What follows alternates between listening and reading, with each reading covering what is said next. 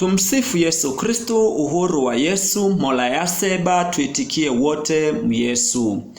Roho Mtakatifu wa Yesu ananena na ulimwengu. Pinga ushoga na roho zote za kuzimu na kuziombea kwa jina la Yesu. Lakini pinga roboti aliyeingia duniani kwa kisingizio cha kukua kwa sayansi na teknolojia. Ni sanamu huyo. Kwanza tuanze na sala ya ufalme wa Yesu inayotoka katika kitabu cha Mathayo sura ya 6 mstari wa 9 hadi wa 13.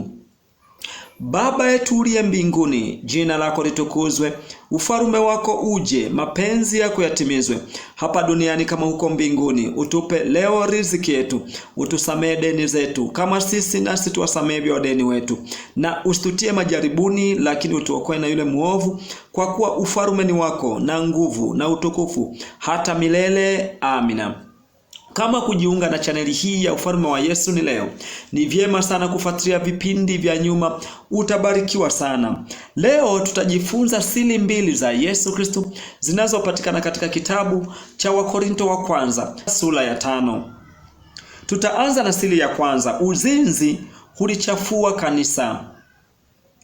Wakorinto wa kwanza sura ya 5 mstari wa kwanza hadi wa 8 inasema, yakini habari imeenea ya kuwa kwenu kuna zinaa, na zinaa ya namna isiyo kwako hata katika mataifa, kwamba mtu awe na mke wa babaye.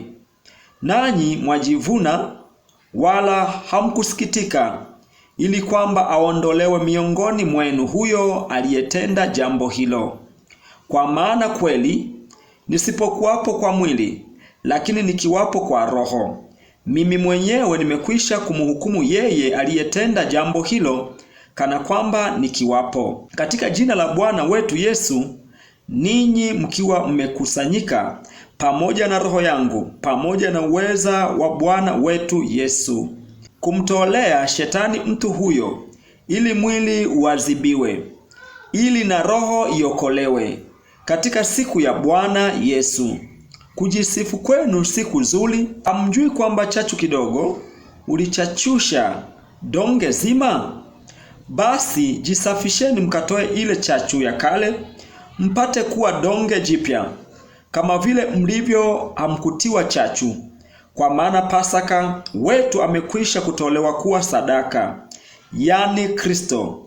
Basi na tuifanye karamu, si kwa chachu ya kale wala kwa chachu ya uovu na ubaya, bali kwa yasiyochachika, ndiyo weupe wa moyo na kweli.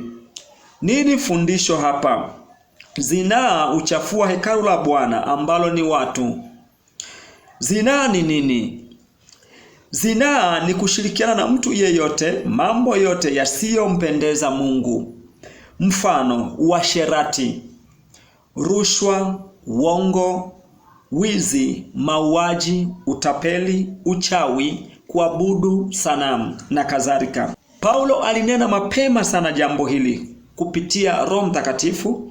Hata sasa Roho Mtakatifu wa Yesu ananena nasi tusikubali kushirikiana na uzinzi wa namna hii katika miili yetu, tusije tukaikosa mbingu. Maana uzinzi huchafua hekalu la Bwana, na miili yetu imefanyika kuwa hekalu la Bwana kwa sababu imetakaswa na Yesu Kristo kwa damu yake.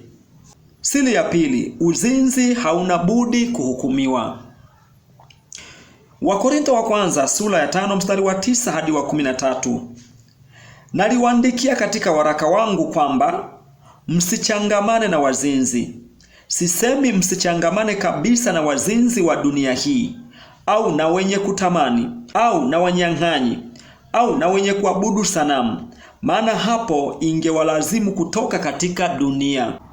Lakini mambo yalivyo, naliwaandikia kwamba msichangamane na mtu aitwaye ndugu akiwa ni mzinzi, au mwenye kutamani, au mwenye kuabudu sanamu, au mtukanaji, au mlevi, au mnyang'anyi. Mtu wa namna hii msikubali hata kula naye. Maana yanihusu nini kuwahukumu wale walio nje? Ninyi hamwahukumu hao walio ndani, lakini hao walio nje Mungu atawahukumu. Ninyi muondoeni yule mbaya miongoni mwenu, Nini fundisho hapa? Katika siri ya pili ya uzinzi, hauna budi kuhukumiwa. Kuhukumu uzinzi sio dhambi, ila kumhukumu mzinzi ni dhambi. Nini maana yake? Ukiufunga uzinzi kwa maombi na kujizuia kufanya mambo ya uzinzi na dhambi ya namna yoyote ile, hapo unaihukumu dhambi ya uzinzi na dhambi ya aina yoyote. Ila ukimfunga mzinzi na kumpiga mawe, hapo ni dhambi, kwa sababu umemhukumu, na hukumu tumeambiwa tusihukumu, tusije tukahukumiwa.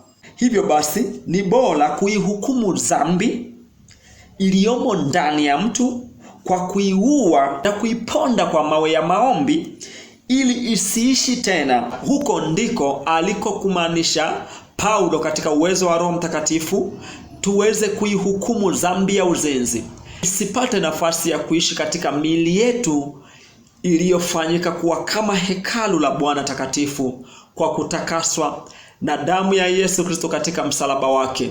Kwa hiyo alimaanisha tufanye hivyo. Hata sasa Roho Mtakatifu wa Yesu ananena tuihukumu dhambi yenyewe iliyomo ndani ya mtu kwa kuifunga kwa maombi na kuiponda mawe ili isiishi tena, ili tupate kutawala na Yesu Kristo katika ulimwengu huu na ulimwengu ujao.